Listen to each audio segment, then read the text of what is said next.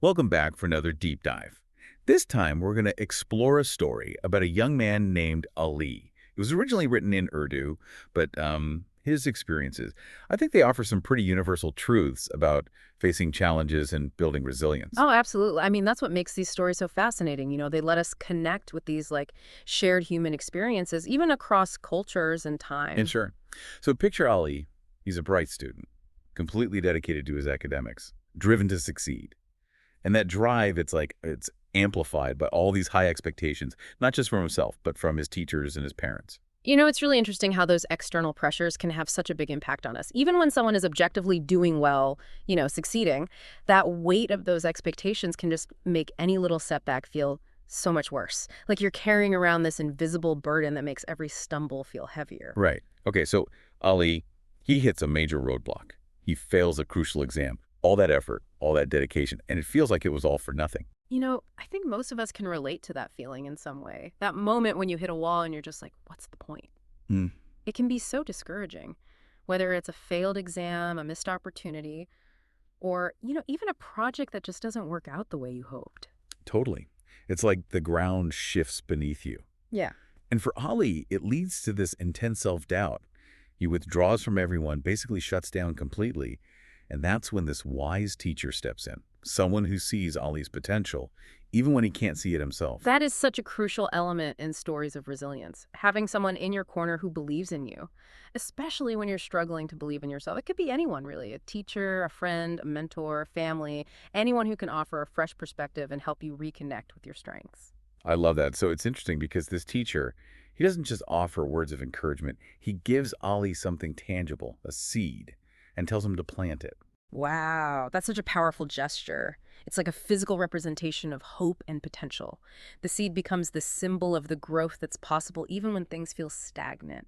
Yeah, and there are some deeper layers to this seed analogy, don't you think? Oh, absolutely. Think about it. A seed needs time and care to sprout and grow, and so do our efforts towards our goals. Just like you can't rush nature, you can't always rush progress. It takes patience, nurturing, and a willingness to embrace delayed gratification. We live in a world that's obsessed with instant results, but Ollie's story reminds us that real growth, it takes time. Yeah, for sure. So Ali, he plants the seed. And at first, he's discouraged because it seems dormant, lifeless, like nothing's happening. But he continues to tend to it, remembering what his teacher said. And then finally, this tiny green sprout appears. What happens next? Well, that little sign of progress, that sprout of hope, it rekindles Ollie's motivation. It becomes a reminder that even when things feel bleak, there's always potential for growth. It makes me think about the idea of small wins that we talk about so much on this show. When you're working towards a big goal, it's easy to get discouraged if you're only focused on the end result.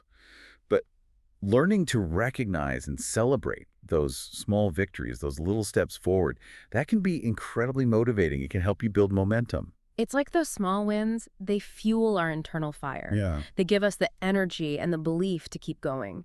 And that's exactly what happens with Ali. He dives back into his studies, fueled by that renewed hope and that little sprout pushing up through the soil.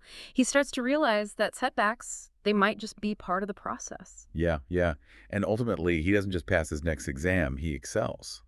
It's a total triumph. But I'm guessing there's more to it than that, right? Absolutely. I think what's even more significant than the external achievement is the internal shift that Ali has gone through. He's gone from feeling completely defeated to understanding that setbacks, they're not the end of the story. They're part of the journey. Right.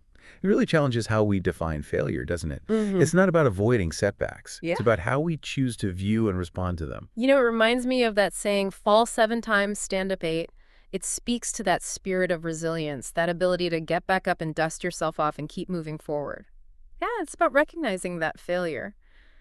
It's not the opposite of success. It's a vital part of it. It's like those setbacks, they get woven into the path toward success. Exactly. They almost become stepping stones. And I think Ollie's teacher, he understood that. Giving him that seed, it wasn't just symbolic. It was a way to teach him about the nature of growth, about patience, and about nurturing potential, even when you can't see those immediate results. It's just because the teacher didn't give him like a full-blown plan, right? It was a seed, something that required effort and attention to actually grow. Right. It really emphasizes that the journey itself is as important as the destination. It's in the process of tending to the seed. of facing those challenges and uncertainties that come with growth. That's how Ollie develops resilience. So thinking about applying this to our own lives, it's not just about like reaching a goal. It's about those skills and mindsets that we develop along the way. Yeah, exactly. It's about developing that growth mindset, that belief that we can learn and evolve through challenges rather than being defined by them. I think that's what separates those who succeed from those who get stuck. It's not about avoiding failure, it's about how we respond to it. For sure. We can't control whether or not we'll experience setbacks, but we can control how we react, what we take away from them. Absolutely. We can either let those setbacks paralyze us, or we can view them as opportunities to learn, to adapt, and to come back even stronger. And that's where I think that seed analogy is so brilliant. It gives you this concrete image of growth emerging from what seems like dormancy. Right? It's like that dormant period is actually crucial. Yeah, exactly. It's a reminder that just because we don't see immediate results doesn't mean that nothing is happening. Sometimes the most profound growth happens beneath the surface, unseen and uncelebrated, but totally essential for what comes later. Yeah. Ali's story also shows how important it is to have a support system, like his teacher who gave him guidance and encouragement. But what about those times when we don't have that external support? How can we, cultivate that inner resilience when we're facing challenges alone? That's a great question, and I think it goes back to the idea of shifting our perspective. Instead of focusing on the outcome, like on whether we succeed or fail, what if we shift our attention to the process, to those daily actions we can take to move towards our goals? So it's about focusing on what we can control rather than what we can't. Exactly. And this can be super helpful when dealing with those setbacks. So instead of getting bogged down in self-doubt or discouragement, we can ask ourselves, what did I learn from this experience? How can I adjust my approach going forward? I like that. It's like looking at setbacks as beta points, as feedback, instead of it as like these judgments on our ability. I love that. Setbacks as data points. Yeah. It takes the sting out of failure and turns it into valuable information. And, this data-driven approach can be applied to anything, creative projects, businesses, even relationships. Totally. And it makes me think about Ali tending to that seed. Yeah. Even before the sprout came up, he was engaged in that process of nurturing its growth.